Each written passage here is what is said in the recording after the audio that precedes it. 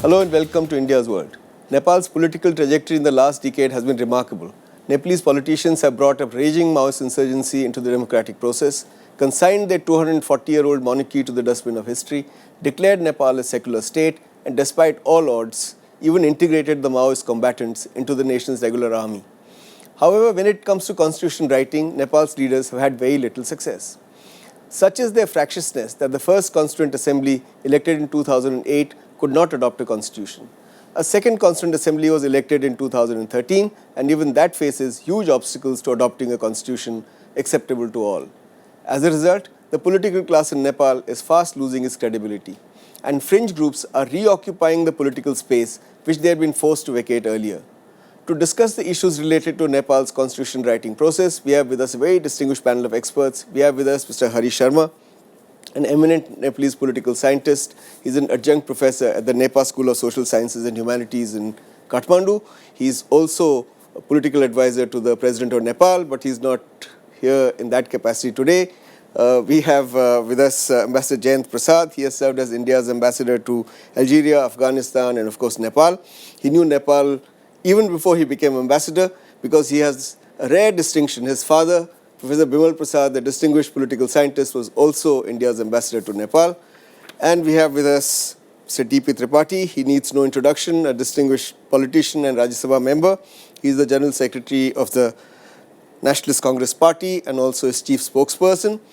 He's a well-known figure in Nepal. People know him for having facilitated the entry of Maoists into the multi-party democratic process. So I welcome all of you to this discussion. Hari, let me begin with you. Of the three features guiding the constitution writing process, that is federalism, republicanism, and secularism, which one is most threatened today?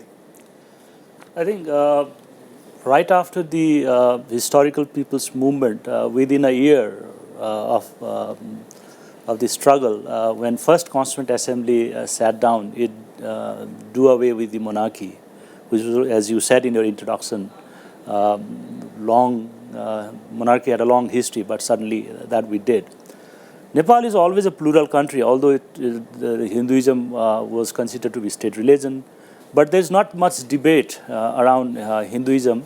But there are some groups who are talking about bringing back Hinduism again as a state religion. But that will take some time.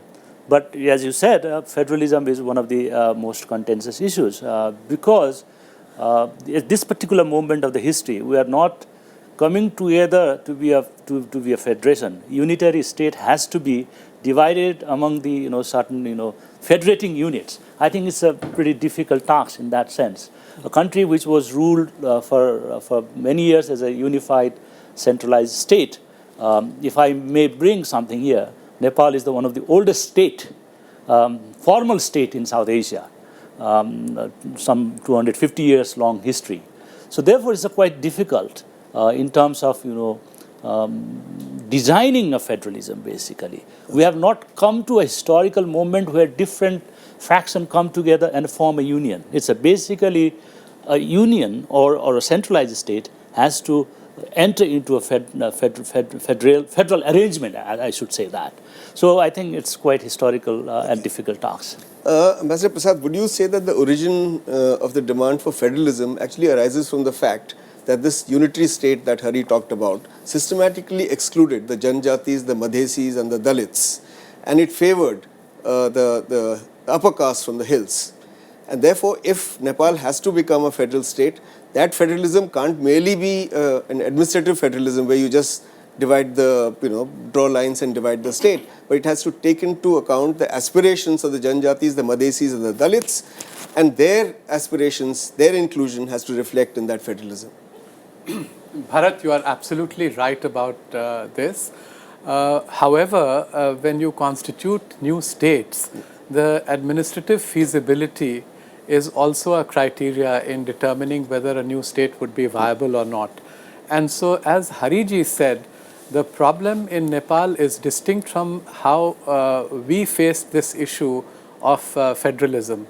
You know that the Indian Constitution is unique. We are a union of states, and the word federal or federalism or federation don't figure in the Indian Constitution. We just we had the sagacity to divide the rules of business and the allocation of work and subjects in a way that some responsibilities were given to the states and some remained with the center. And over practice, 67 years of Indian democracy, we have seen an evolution of Indian federalism in a manner that states have become more important as constituent units of the union than really the constitution envisaged them to be. Nepal is starting from absolute scratch.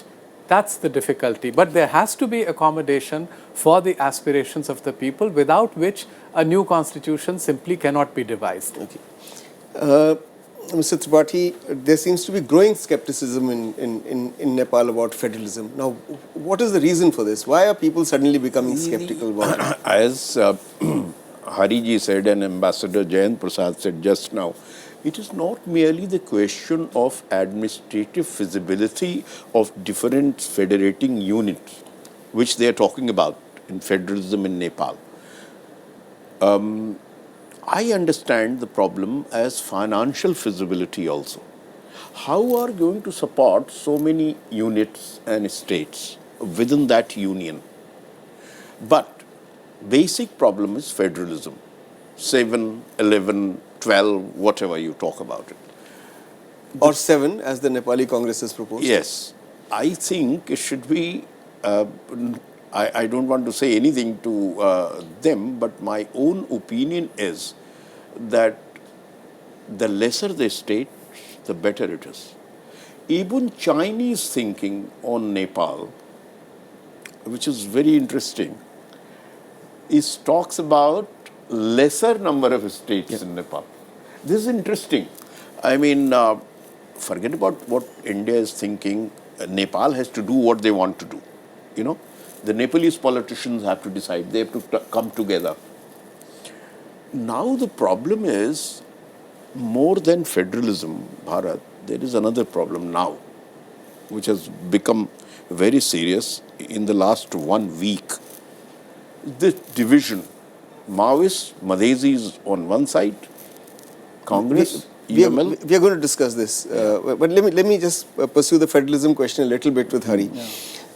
You know, the ethnic parties didn't perform very well in the second Constituent Assembly election. So is this an indication that people no longer support ethnic identity-based federalism? I think, Bharat, this is a very interesting remark that you made. Since 1990, we always had some ethnic parties, parties organized around ethnicity, always faring badly, even in 3 or 4 elections we had since 1990. Even in this recent second Constituent Assembly election, there was a split away group from the various parties and formed the ethnic parties. And ethnic parties always failed because people also wanted to see that who would govern them. Being a party not merely representing certain interests is one thing, but governing country like Nepal requires all Nepal presence or kind of a Nepali outlook. So it's a vote for an inclusive governance. And then idea is that how would these groups who are finding difficult in terms of representing themselves in a larger polity, they need space. And democracy to me is a space where everybody can have a split space. So we'll discuss how this can be done, but we need to take a break at this point. We'll be back again in a bit. Don't go away. Welcome back. We are discussing the obstacles in the way of Nepal's constitution writing process. Ambassador Prasad, how far has massive internal migration within Nepal made it difficult to carve out new states on an ethnic basis? Actually, the internal migration really helps.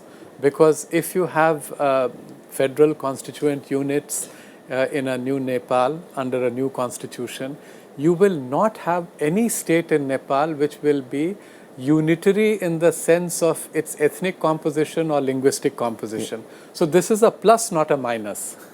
No, but it also in the past, it has led to disproportionate representation of the upper hill castes in parliament. For example, 56 to 63% of all MPs come from the upper hill castes. They don't come from Janjatis, Madhesis and Dalits. Similarly, if you look at the administrative divisions, out of 75 district development committees that exist in Nepal just now, 2/3 are actually Bahunan Chetris and upper caste Nepalese from the hills. So internal migration does give you mixed populations, but does it change the nature of representation? No, the nature of representation has been fundamentally altered, and I'll explain it in a moment.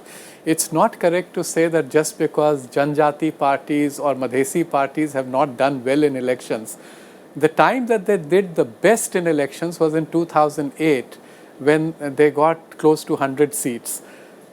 Even at that point of time, only one Madhesi voter voted for a Madhesi party. It's just that their votes were concentrated in a way that they gave them outstanding results, which meant almost 1/6 of the representation of the previous Constituent Assembly. However, within existing parties, they have had to accommodate, because Nepal is an inclusive society, Janjatis and representatives from the Madhesi population in the Tarai.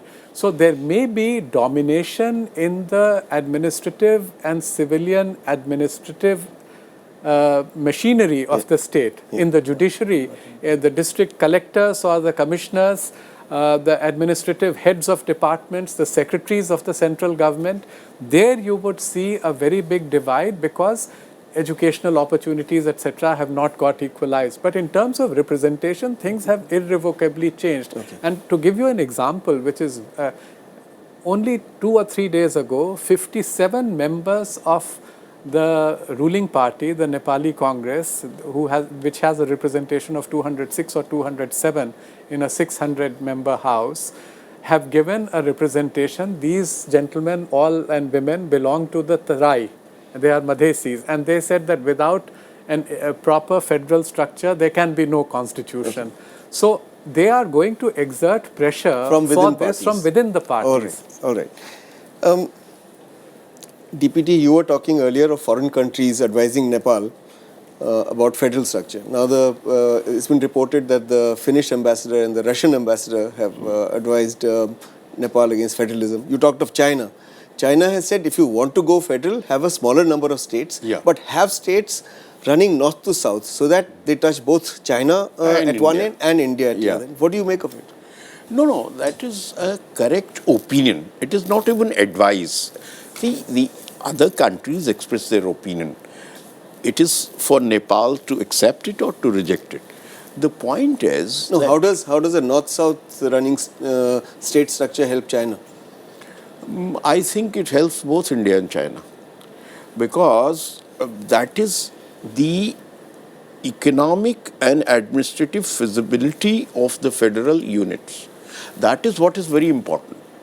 And if you do not look at it, Hariji will be better to say that what is right or wrong. But this is my opinion, that if you do not have economically and administratively feasible units, and for the sake of Nepal's unity and development and stability, the ethnic federalism should be avoided. Okay. That is my firm opinion. All right. Okay. Hari, do you think this identity-based demarcation of states in Nepal can have an impact on India also? For example, if you have, because there are culturally homologous populations on both sides of the border. So you have a state based on Avadhi culture. So you have whatever you want to call that state, but people who speak Avadhi. Then the Maithili state. Bhojpuri also. Bhojpuri. Now you have people on this side. Can it create problems for India in the long run? Not immediately, maybe 20 years hence. I think slowly there's always a tension between political community and cultural community. One argument is that the political communities are based on a membership of a state. Cultural community can expand, transcend boundaries. But if cultural community someday aspire to be a political community, then there will be a problem with the borders, because the modern state is basically the way we see it is formed out of the political community. You have a membership to the constitution, you have adherence to the state, but suddenly everywhere when we see a secessions or irredentism, it's precisely because the cultural community aspires to be a political community of a state. Do you think this can happen not now, 20 years later, 30 years later? To me, it seems quite improbable that the cultural community of the Bhojpuri Samaj or the Avadhi Samaj would want to convert itself into a new state. The Nagas in India and Burma have tried that in the past. Right. And we've been afraid of what the Sri Lankan Tamils and Indian Tamils might do if there had been a Tamil Elam. Right. So it's, as of now, it doesn't seem it's possible, but in the long run, who knows? My assessment is that it's not possible, but people may have different opinions. My opinion is what Ambassador Jayant Prasad says, it is not possible. It is not even advisable, according to me. Of course, it's not advisable. You should have the mingling of cultures and people in a democracy. And fortunately, democracy is being strengthened in Nepal by various forces of the people and political parties. At least there is one good thing which is happening. And therefore, I think they would be able to resolve problem of federalism also. Okay. So Jayant, would you therefore say that the Madhesis should look towards Kathmandu for all their problems and their future rather than towards India, which some of them do? No, they have to. As Nepali nationals, they must look to Kathmandu for resolving their problems. And their problems will be resolved through the Nepali genius of finding solutions to intractable problems. What has Nepal done in the last 5-7 years? I mean, with the beginning of the peace process in 2005-2006, there was multiple transitions from insurgency to a civil order, from monarchy to a republic, which you all spoke. You spoke about this while introducing this program.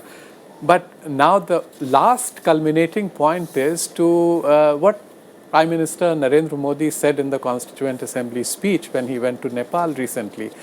He said that the sentiment born from the womb of the peace process must find reflection in a constitution of Nepal, which is Federal Democratic Republic. And that is where the Nepalese political parties are going. There will be a few stumbling blocks, but they will get there. All right. So we need to take a break again at this point. We'll be back again in a bit. Don't go away.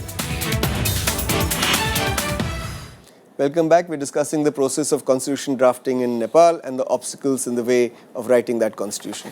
Hari, is it possible to de-link the reorganization of provinces or states from the process of adopting a constitution? The constitution, for example, could say Nepal would be a federal democratic republic, and you set up a states reorganization committee that holds public hearings, goes around the country and submits its recommendations to parliament, so that federalism per se and the breakup of provinces does not become an obstacle in the way of writing the constitution. I think this is a very logical and rational idea, but Bharat, we live in an age of rhetorics.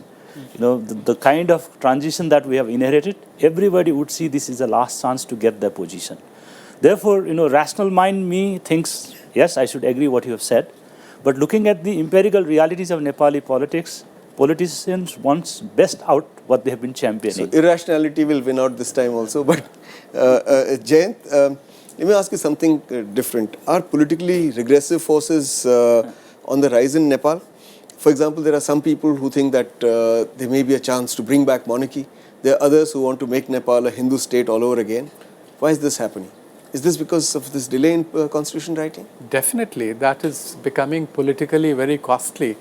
There is no doubt about it that fringe forces on both the extreme right and the extreme left are on the rise. But the middle ground is going to hold, I think, and I think there will be a solution forthcoming. Because going in either direction would be very dangerous.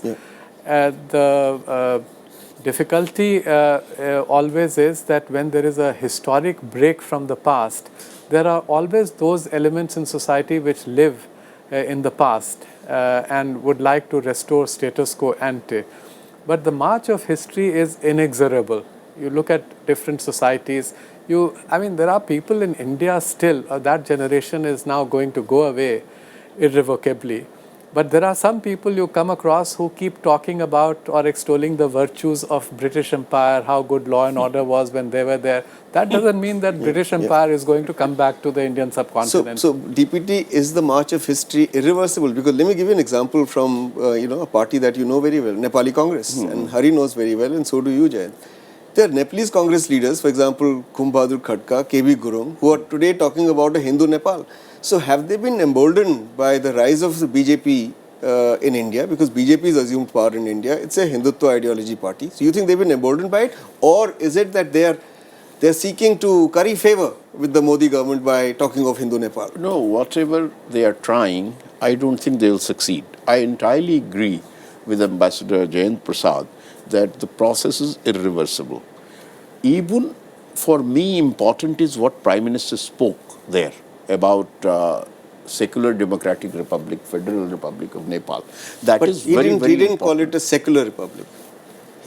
Secularism was missing in his speech. No. Before that, the foreign minister. Foreign minister did. She did. Sushma Swaraj did. Yes, but Prime that is what Minister I'm Modi saying. did not. It's okay, but External Affairs Minister is also, if she expresses the opinion, it is opinion of the government of India. It is not her personal opinion in that sense. So, therefore, this process is irreversible. I don't think this Hindu and monarchy is going to come back. Okay. I don't think so. But the Nepalese political leaders will have to come to certain consensus. My problem is that the constitution making that you're talking about, federalism or idea of federalism, of course, the constitution cannot be written without federalism. That is the fact. But what kind of federalism has to be decided by consensus. I still hope that there is no insistence on to make the constitution by majority and this minority goes away. I mean, that's not correct for a country like Nepal. I will just add one point, if you permit me to say so. Please. Look at the making of Indian constitution. There were political parties which boycotted the Constituent Assembly. Communists, socialists, they all did. But later on, they accepted the same constitution and went into the election under the same constitution. So that kind of a consensus overall, even while you are opposing a particular stand, yet you tend to agree with the basics of the... All right. Hari, let me go back to this point about the regressive forces. One of the reasons that some Nepalese politicians, even socially while talking about Hinduism, they justify Nepal being a Hindu state by saying that there is rise of Christianity. So there is a specter of Christian missionaries coming in, converting people. So has the population of Christians actually gone up over time? And is that a worrying sign for Nepalese? I think it has gone up, if you look into the data also, it has gone up precisely because people are openly declaring it, I guess. That's one case. Plus, after 1990, that trend has been going on. I think it's not only people who are conservative in Nepal, people in the region also be talking about. I have chance to meet with the Indian friends also. They also say but that. Why is it a matter of concern? Why shouldn't people have the right to choose their religion? I don't know. People will, as Ambassador Prasad was mentioning, in a transition, there is always people with the authoritarian nostalgia. Okay. All right. So one last question to all of you. Do you think the Constitution will get written by January 22nd, 2015, which is the deadline the Constituent Assembly has set for itself? I think that is doubtful. But that doesn't mean that it will get indefinitely postponed. There are some stumbling blocks. There is one new stumbling block which has just appeared, that the Maoists are now insisting that proportional representation, which features in the elections of the two constituent assemblies, that should be made part also of the new constitution to give representation to precisely the people who are not part of the system today. And that is a little bit of a stumbling block, but they have resolved another very big stumbling block about which we have not spoken, which is the division of responsibilities between president and an executive president and a prime minister, and that has got resolved. Okay. Quickly, we are running out of time, DPT. So do you think the Constitution will get written in time? And if it gets delayed, will it get delayed by 2 months, 3 months, 6 months, or 2 years, or 1 year? I think I recently went to Nepal at the invitation of the President of Nepal, and I had discussions with all sections, political parties and leaders, including the Prime Minister. I think the Constitution is going to be made, whether by 22nd of January or not. But this Constituent Assembly is not going to exhaust itself without making fulfilling its basic task, that is making the constitution. So you're giving them 4 more years, in effect. No, not 4. Okay, Hari. I think they would somehow come up with the draft to take it to the people. I would not say the full constitution, but there is a provision in the Constituent Assembly that they need to take a draft to people for consultations. Yeah. At minimum, they can do it by January is to bring out the draft. All right. However imperfect that may Okay, be. thank you. We've run out of time. I'd like to thank all of you, Hari Sharma, Jayant Prasad, DP Tripathi, all 3 very good friends. Thank you for coming here and participating in this discussion. That's all we have for you today. We'll be back again next week with another interesting issue.